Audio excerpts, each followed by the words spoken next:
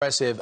More Democrats than Republicans, but it doesn't mean necessarily anybody voted on any party line. It just means that's how they were registered. And in most states, they're not going to start counting till Election Day. Right. But it just shows they're going to have a huge turnout this year. Yeah, no kidding.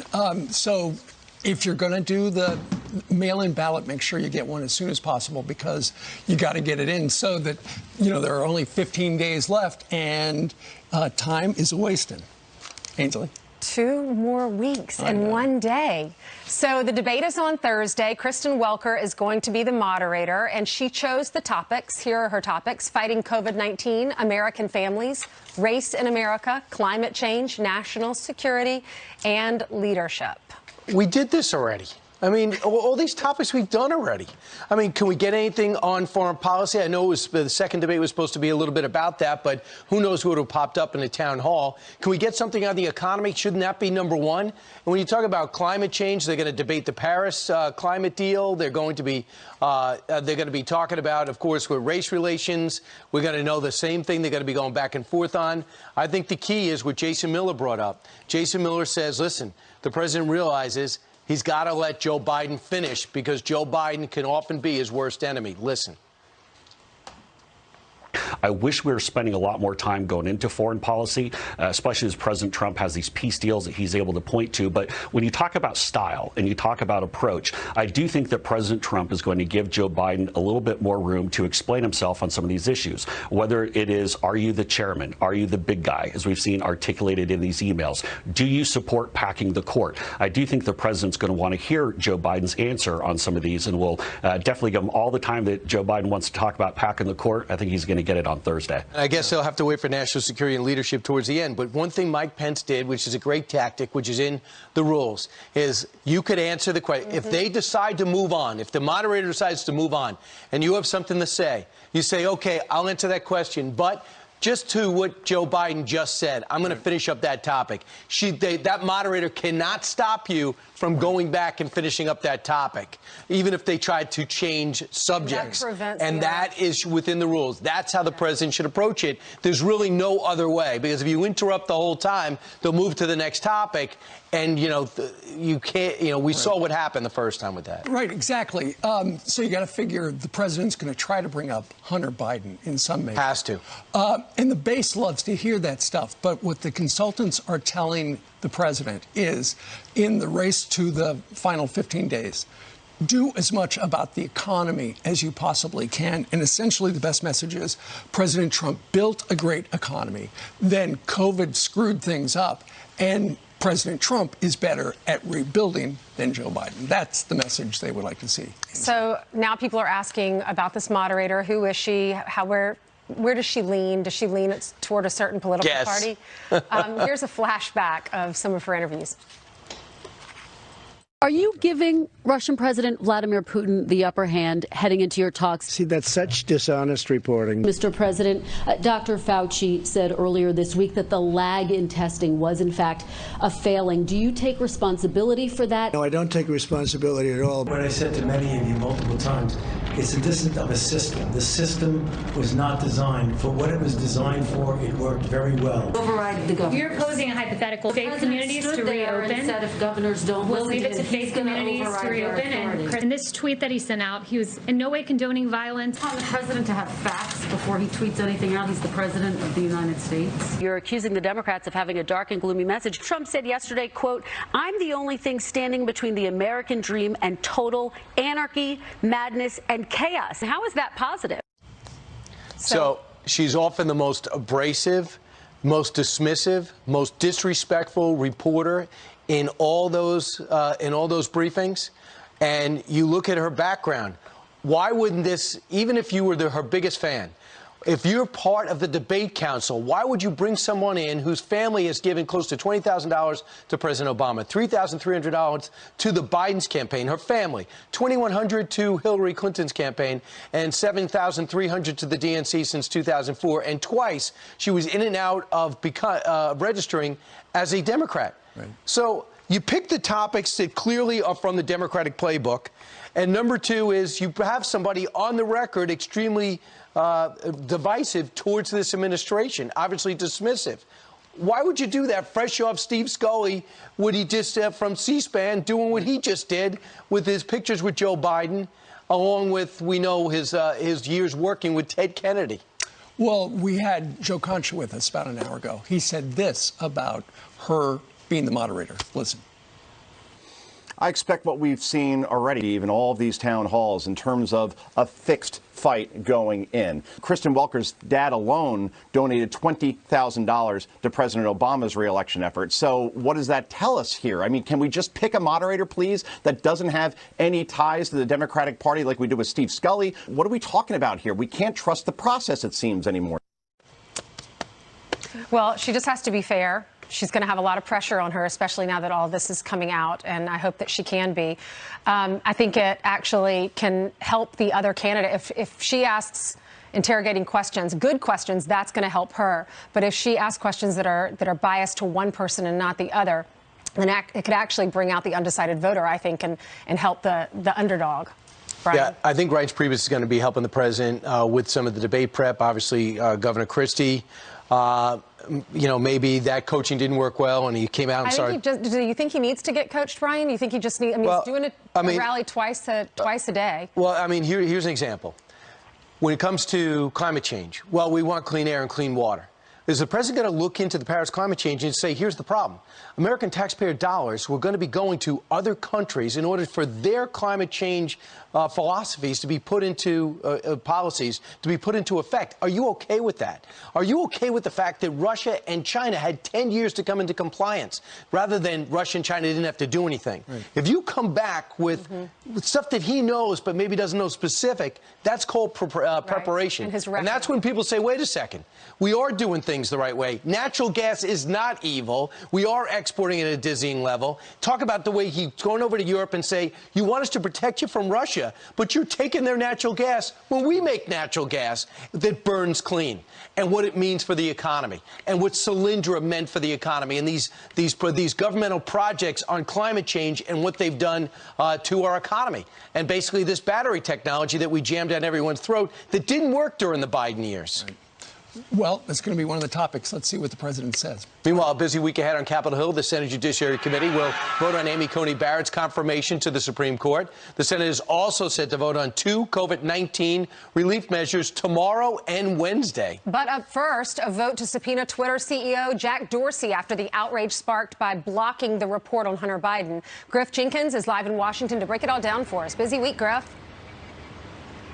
It is indeed. Ainsley, Brennan, Steve, good morning to you. And in any normal election year, you would be hard-pressed to find a member of Congress in Washington this close to an election, but not so this week. As you mentioned, the Senate Judiciary Committee voting on Thursday to confirm Judge Barrett. But before that, a couple of votes on McConnell's skinny $500 billion COVID relief bill. But even if that passes, Speaker Pelosi isn't likely to acknowledge it because it isn't the product of her negotiations, which is pretty much her way or the highway. And the big fireworks are going to fly when the big tech CEOs get a grilling up here on Capitol Hill. Meanwhile, we're 15 days to the election. That's only 360 hours. Just imagine that for a second. And yet both campaigns are in full attack mode. The president out in Nevada going after the Bidens over the New York Post Hunter Biden story. Watch. Joe Biden is and always has been a corrupt politician. He always has been. And as far as I'm concerned, the Biden family is a criminal enterprise. Now, while most of the Post story remains unverified, the chairman of the Senate Homeland Security Committee, Ron Johnson, is now demanding the FBI provide answers. The FBI has a duty to inform us. If they believe this is maybe, Russian disinformation, they should give us a defensive briefing. Why did they sit on it? Are they covering up just because Hunter Biden might be engaged in things that also maybe should have been investigated and possibly prosecuted? This is Biden in North Carolina ramped up his signature attack on the president over his pandemic response. Watch. Trump said in one of his rallies, we've turned the corner. And my grandfather would say, this guy's gone around the bend if he thinks we turned the corner. Turn the corner. Things are getting worse. He continues to lie to us about the circumstances. We won't hear from Biden today. He's off the campaign trail, presumably preparing for Thursday's debate, while the president will hold 2 rallies in Arizona later today. Brian, Ainsley, Steve? Yeah, it's unbelievable. The MVP in your team is outworking your entire team. The 74-year-old is a one-man team. It's like if Michael Jordan had 4 players just stand around and watch him play. Thanks, Griff. Appreciate it. Jillian Milley, you have the rest of the news. That's right. Good morning. And let's begin with a Fox News alert. A manhunt comes to a deadly end for the suspect accused of shooting a Tennessee police officer. Christopher Kitts was found in Georgia after abandoning his car across the state line. Police say Kitts was killed in a shootout with police. It comes hours after he shot an officer and drove away during a traffic stop. The officer is in stable condition. Evacuations are underway in parts of Colorado as wildfires explode in Boulder County. Heavy winds fueling the Left Hand Canyon fire, destroying hundreds of acres. Meanwhile, take a look at this time-lapse video showing the nearby Calwood fire igniting. The largest wildfire in that county's history has destroyed nearly 9,000 acres. It is currently 5% contained. Today, Kamala Harris returns to the campaign trail for the first time since a staffer tested positive for COVID-19 last week. She will make 2 stops in Florida as the state begins in-person early voting. Vice President Mike Pence will also make campaign stops in Maine and Pennsylvania today. Let's go to week 6 in the Right, yeah, and he's always thinking about is Trevor Lawrence. That's all he wants, the #1 pick He is next year. diehard, though. I'll give him that. You got that right. All right. Thank you, Jillian. Well, still ahead as Democrats push to sweep Congress and the White House this November, some traders sounding the alarm over their progressive agenda. So could a blue wave swamp the market? Stuart Varney on the new warnings coming up next. The 48 only relates to if we want to get it done before the election, which we do. We're saying to them, we have to freeze the design on some of these things. Are we going with it or not? And what is the language? I'm optimistic because, again, we've been back and forth on all of this. That's House Speaker Nancy Pelosi setting a 48-hour deadline on negotiations with the White House over a potential next round of stimulus relief. This as Senate Majority Leader Mitch McConnell schedules a Wednesday vote on a separate skinny relief bill. So what can Americans expect in their wallets if this actually goes through? All right, let's ask Stuart Varney, host of Varney and Company on Fox Business. Stuart, the reason why she's so determined to do something is a poll came out that 54% of the American people blame the Democrats for not having another rescue plan. But it doesn't seem like this week, 48 hours is even possible. Look, bottom line, Brian, Ainsley, Steve, it's confusion. If you want to know, am I going to get some more help with my paycheck? Right. Is my small business going to get some more help? I can't tell you with any clarity. Everything is up in the air. Let me go through it. There's going to be a vote on Tuesday in the Senate for Paycheck Protection Extension. There's a vote in the Senate on Wednesday on this so-called skinny bill, more paycheck protection, $100 billion for the schools, money for the vaccine and its distribution. That's all coming up in the Senate Tuesday and Wednesday. Those votes are probably going nowhere. Speaker Pelosi has given the president an ultimatum. Right. Get a deal by tomorrow, Tuesday, and I want $2.2 trillion, or we walk and there's nothing done by the election. President Trump over the weekend has come through with another big offer. He wants to go higher than Pelosi.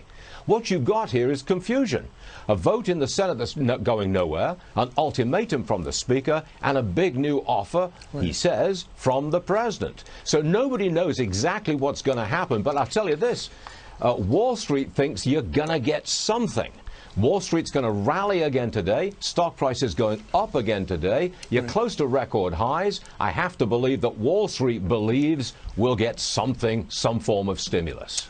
Stuart, what does Wall Street think about Joe Biden's tax plan? Because I heard him at that town hall on Thursday in Philly, and he was talking about higher capital gains, which if you're an investor, if you've got 401k money and things like that, it will greatly impact you. Yes, it will.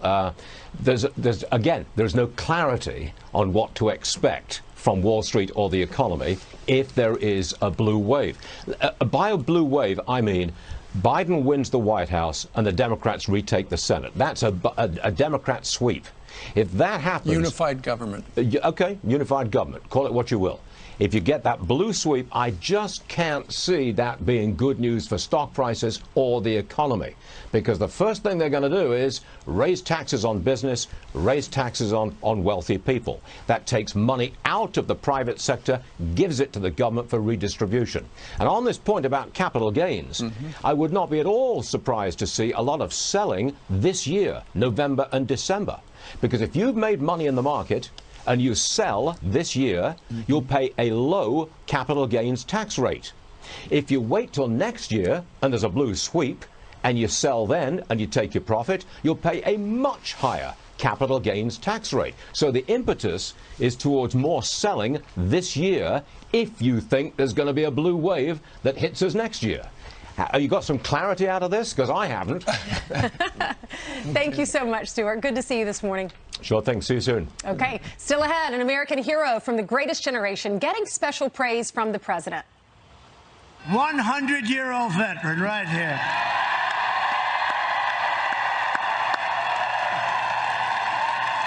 Wow. That World War II veteran joins us on that standing ovation, and his message for the president coming up next. We are back with some quick headlines. A tunnel dug by hand is found near the border in Arizona. Border Patrol sharing these photos of the discovery on Twitter. It's not clear how long that tunnel from Mexico is. The agency says that they used technology to find it, but didn't give any further details. And a cruise ship rescues 24 people, including 2 children, from their sinking boat. The Carnival Sensation spotted the vessel off of the coast of Florida. They were reportedly quarantined on the Sensation boat before the Coast Guard took them to land. No passengers were on the cruise ship because of the no sail order because of the pandemic. Brian. All right. Thanks, Ainsley. A group of gym owners are suing New York Governor Andrew Cuomo. They're hoping to remove his emergency order so they can fully reopen.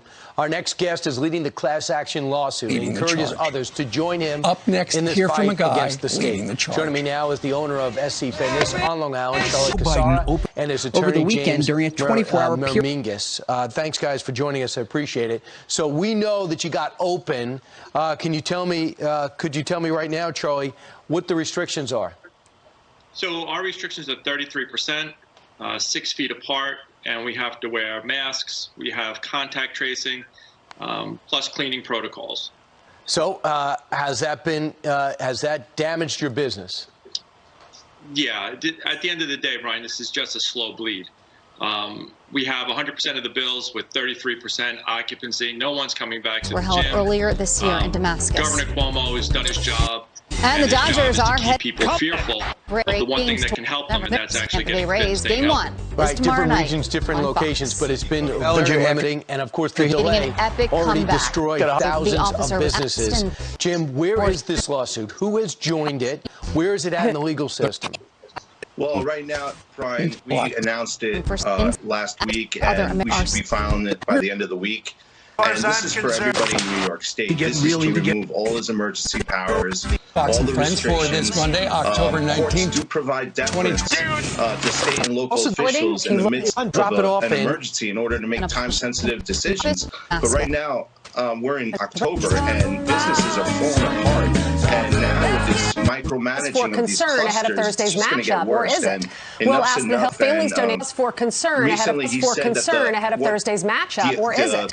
We'll ask the Hill's media reporter Joe Concha right after the break. Emergency when you're just looking to protect the progress. This state has had a low infection rate now for 4 months, New York Post. And we need to open up these businesses, and this lawsuit's for everybody. And they put so many restrictions on high schools, they said, screw it, we're not coming back, we're not playing. You're not playing football, they're not playing soccer. They said, maybe we'll do it in the spring. What does that mean? They said only a certain amount of people are going to be in locker rooms at a certain amount of time. Hey, Charlie, the thing is, what they don't understand is part of the way to fight against this is to be safe and to be fit and to train and to be responsible. They see no role with nutrition and fitness, let alone the psychological benefits of these clubs opening. Yeah, you know, Brian, it even goes deeper than that to me. And if people aren't really paying attention and realize that this is just a bias and an agenda and it's politically based, I mean, the governor comes out the other day and he talks about movie theaters, and he allows them to open at a ridiculous occupancy. But movie theaters aren't going to open up at that. So what was the point of doing that? We can have things open up on one side of the street. We can't on the other. The fact that people can't come to a gym, which is community, it's getting fit, living a healthy lifestyle, fighting the very thing that the disease attacks, it's just ridiculous. Jim, I think the one thing that's heartening, too, they did the same thing in Michigan and Pennsylvania. How is that going?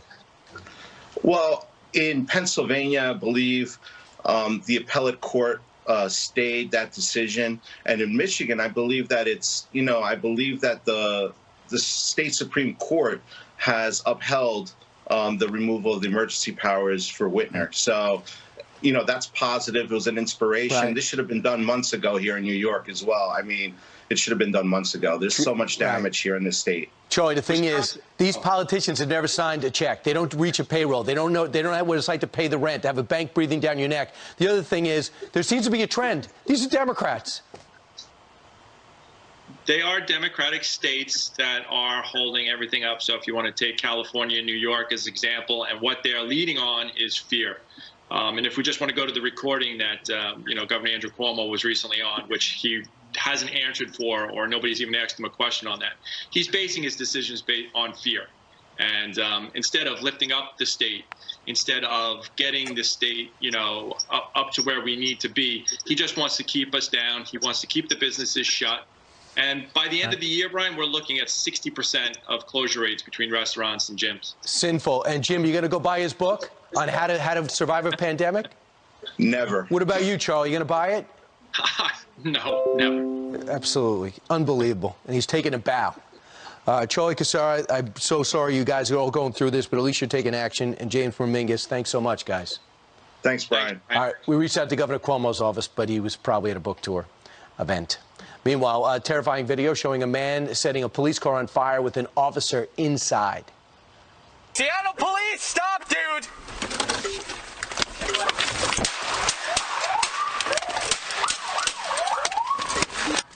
Unbelievable. Former NYPD officer Dan Bongino here to react. But first, before the presidential debate kicks off on Thursday, we asked viewers to pick America's question from our friends at Fox Bet Super 6. And here's the winning question. Quote, how many times will Joe Biden say the phrase, come on, man, close quote?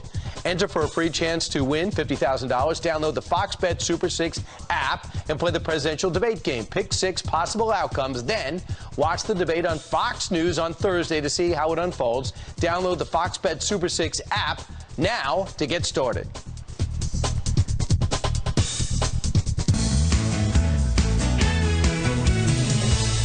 Happy birthday, Dad. We hope you have the best day today, and we can't wait to celebrate together soon. We love you. Mwah. Happy birthday, Dad. I wish that I could be there to celebrate in person with you, but I'll make sure that everybody on the campaign trail knows. Mr. Vice President, Mr. Vice President, it's my dad's birthday today. He's not really over there yet. Love you, Dad. Happy birthday. Surprise! Happy birthday, Dad. You and Mom may be #1 on the Amazon charts, but more importantly, you're #1 in our hearts. We hope you have the best day. You really deserve it, and we miss you. How sweet are those kids of mine? That was so sweet. And They're look all at in this. their American flag sweaters, too. Oh, look at that. You got a cake? How cool is that? I did. In the shape of that Happy in a Hurry cookbook. Wow, that's fantastic. That's very That's sweet. wonderful. Happy Thank you. birthday, Steve. We are Thank so you. glad you were born. What are you going to do today? The same thing I do every day. Go home and cook. Go to the grocery store. Now Kathy's making that pot roast my mom's that I love every day. And Steve, the crew is wondering when they can actually touch your cake. When I'm done. Happy birthday. I think it came from Empire Cake. and it Yes, is thank you, beautiful. Empire Thank you Cake, for very doing much. that. It's amazing. And thanks as well for the person who brought me the lozenge. I'm feeling much better on that. Good. All right, so let's bring in Dan Bongino. I know he has a birthday wish for you, too. Fox News contributor, author of the brand new book, Follow the Money, The Shocking Deep State Connections of the Anti-Trump Cabal. Good morning to you, Dan. Hey, good morning, all. And Steve, listen, the golden rule of life I found is that good men almost always raise good kids, and you have great kids. So happy birthday. You're a great family. You're a good friend. God bless you, brother. I hope you have a good time at the grocery store today for your birthday. Sounds like a blast. Yeah, it sure does.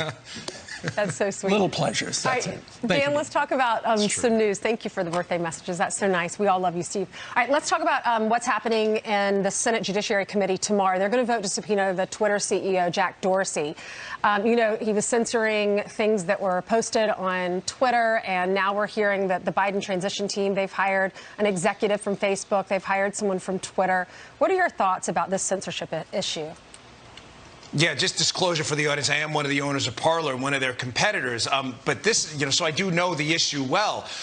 This is absurd. I mean, Twitter's not even hiding it anymore. I mean, Ainsley, I ask you, when was the last time you saw some big expose and it said something like, Twitter and Facebook run by former Trump employees? Or The answer is you've never seen that because it doesn't happen. I'm not suggesting it should. I'm simply saying that, don't you find it odd that whenever we hear these stories about executives and C-suite people at these social media companies, they're active political activists who literally just left these Democrat candidates for office? I mean, it's odd. Now, what would I like to see here when it comes to Jack and Mark Zuckerberg and others?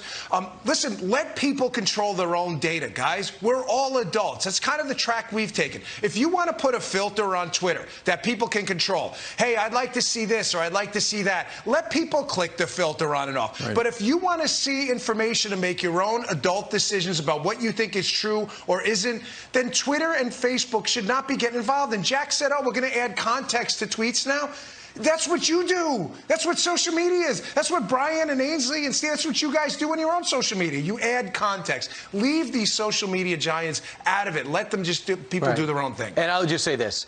They were no problem pushing that Atlantic article from 2018 with people who denied it happened about the president allegedly calling dead soldiers suckers and losers, which was denied by the chief of staff by John Kelly and new Trump hater John Bolton. They have no problem pushing that, but they got to stop the New York Post from putting together emails that have not been denied by the people that wrote them, and a laptop that was dropped off to an American company, not a Russian disinformation campaign.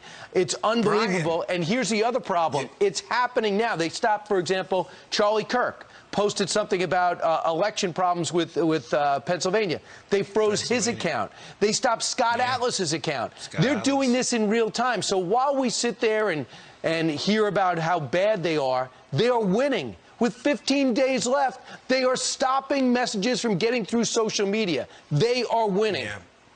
Yeah, I'm not sure they are. The Streisand effect is real, you know. I'm not really sure. I think they think they're winning, but I'm not so sure they are. I'll just say this, too. Interesting you'll censor Scott Atlas, a trained medical professional who has a tip on the coronavirus or some advice. Yet the McClatchy article about Michael Cohen meeting in Prague with Russians, which is debunked by even the Mueller report, you can still go read that on Twitter, no problem. Yeah. Hey, Dan, we wanted, excuse me, I'm still choked up from seeing the kids. We wanted to play you some of Joe Biden from Thursday when he had this advice to police. Listen. You can ban chokeholds, but beyond that, you have to teach people how to de-escalate circumstances. De-escalate. So instead of anybody coming at you, the first thing you do is shoot to kill, you shoot them in the leg. Okay, as a police officer, is that sound advice? Shoot him in the leg? This may be the single dumbest soundbite in the history of presidential politics. I mean, I don't know if I can think of a dumber one.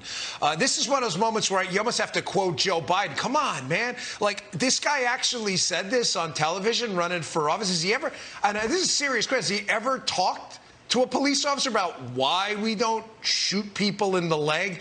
I mean, I hate that we have to do a basic primer on common sense use of force. But, Steve, the reason law enforcement officers don't aim for people's legs is because, God forbid, you're in a scenario where you have to employ potentially deadly force, which a firearm, of course, is. You don't do it to kill. We're not trained to shoot to kill. There's limited circumstances, suicide bombers, things like that. But generally speaking, use of force, you shoot to stop what's happening. Someone's doing something that can cause someone death or serious physical injury. You need to stop it. The best way to stop it, not the nicest, but the best way to do it is to employ a firearm which could be deadly. The reason you shoot center mass and you train to do that is that's the greatest likelihood of stopping that activity. You don't shoot the legs because they move. It's very hard to hit someone in the leg. You're likely not going to stop what is happening, and someone is going to die. But Joe Biden's not smart enough to ask someone that. And, the Wall Street Journal has a great interview this weekend with Fred Siegel. Everyone should read it, a former liberal. And he talks about this PC environment. And they ask him, well, what's political correctness? And he says, the inability to speak truth to the obvious. This is obvious to anyone who's ever even known someone in law enforcement why we do what we do. And Joe Biden is totally unaware of it. It's dumber than dumb. Unwilling to speak the truth. But Ainsley, tell him about this last one. Yeah, watch this video. This is unbelievable. Guy out on the street. He has a torch. He has a big wooden stick, and then he lights the end of it in this big fireball. He sees the police car, and he throws it inside the car with the officer inside. Watch this. Seattle police, stop, dude!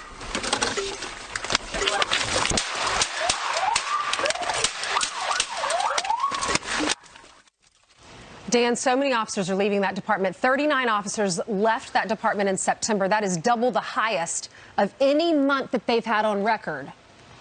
Yeah, this is the most predictable public safety crisis in American history. Again, we go back to the inability to speak truth to the obvious. When you attack police officers, you threaten police officers, you make them political footballs, tossing them back and forth. You let criminals out of jail and you engage in bail reform before you engage in criminal justice reform. And I mean putting people in jail who've broken the law. What are you going to get? Of course, you're going to get police officers unhappy with the job who don't feel like they're being backed up by political, air quotes, leaders. And of course, they're going to leave. I mean, what was not predictable about this, Ainsley?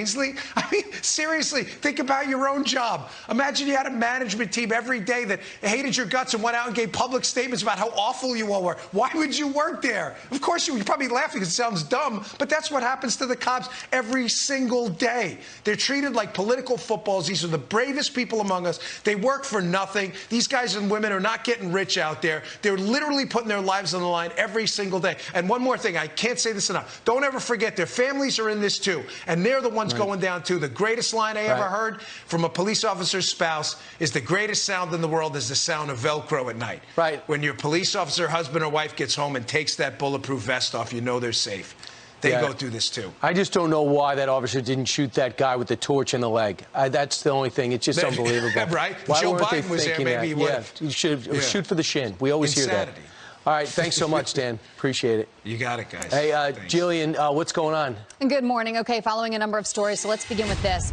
A man convicted for arranging the murder of a New York parole officer is set free.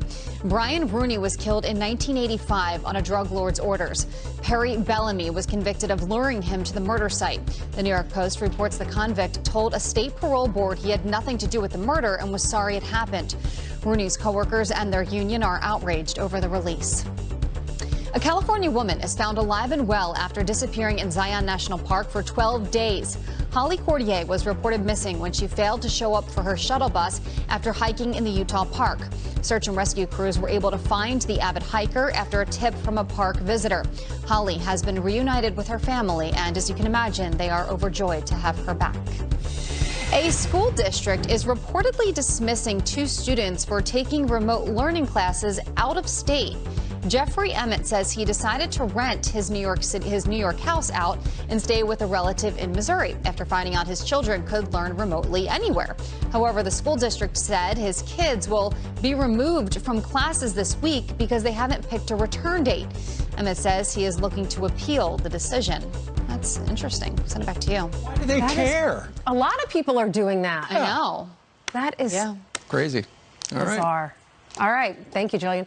Well, coming up, total COVID-19 cases worldwide passing 40 million now as hotspots are starting to grow over in Europe. Dr. Jeanette Neswat says that America is better prepared for a second wave now, and she's going to explain that next.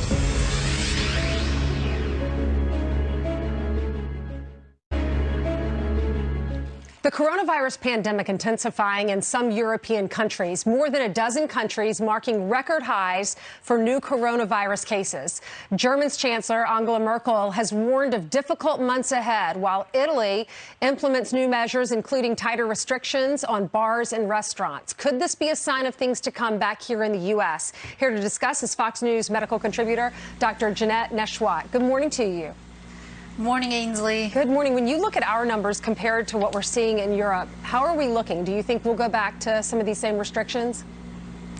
Well, it's possible. Hopefully not. Lockdown should be a last resort, but we are seeing a spike, and we do have a bit of a challenge ahead of us in battling this aberrant disease, Ainsley. It's a matter of remaining compliant with our mitigation strategies to make sure that we don't see an increase in the number of cases, which could potentially lead for some people for more hospital admissions, and sometimes more people end up in the ICU, and we'll see an increase in the number of fatalities. The goal is to remember, not get zero number of cases, but to just flatten the curve. We don't want to overwhelm the healthcare systems. We don't want to stretch doctors and nurses and first responders thin. So we really need to make sure that we remain compliant with our mitigation efforts, practice social distancing, wear your mask, avoid hot spots, keep your hands washed and clean, get your flu shot, that sort of thing. We keep hearing we're so over this, but we're all trying to take the extra precautions to stay safe so that we don't get it or don't spread it if we do have it. Dr. Anthony Fauci was interviewed on 60 Minutes, and they were asking him about a national lockdown, and this is what he had to say. How bad would things have to get for you to advocate a national lockdown? They'd have to get really, really bad. First of all, the country is fatigued with restrictions. So instead of having an opposition, open up the economy, get jobs back, or shut down. No, put shutdown away and say, we're going to use public health measures to help us safely get to where we want to go. Dr. Nesheiwat, does that sound on par with what your patients are saying?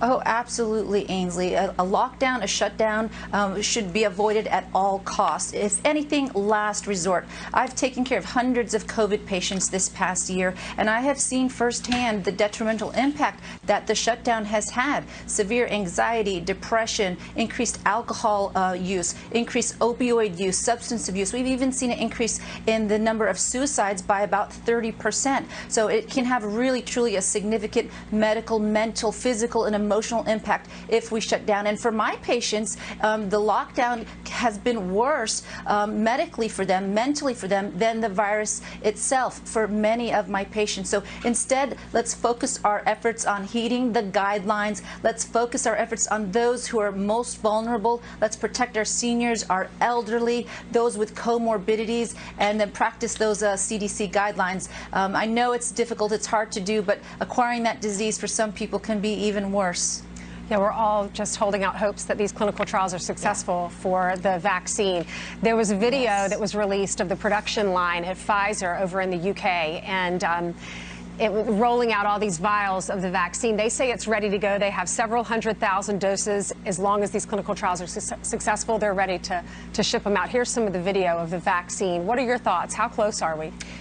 Yeah, we are. We're close, and I'm really super excited about this. Now, with the Pfizer vaccine, it's going to require 2 doses, and they're going to have probably around 100 million doses by the end of the year. But one of the issues that we're dealing with is logistics, distribution of the vaccine. Who's going to get it first? We need to make sure it gets to our nursing home, those who are most vulnerable. Fortunately, the military will be deployed to help us in distributing this vaccine to those who need it most, and then eventually to the rest of the country. And hopefully by March, April, the rest of the country will be able to have access to this vaccine, which will be 2 doses. So probably by the end of November, they're going to seek FDA emergency use approval, and that's not the only one. So very exciting. This is going to help us reduce the transmission of this disease. Dr. Nesheiwat, thank you so much. We have more Fox and Friends coming up.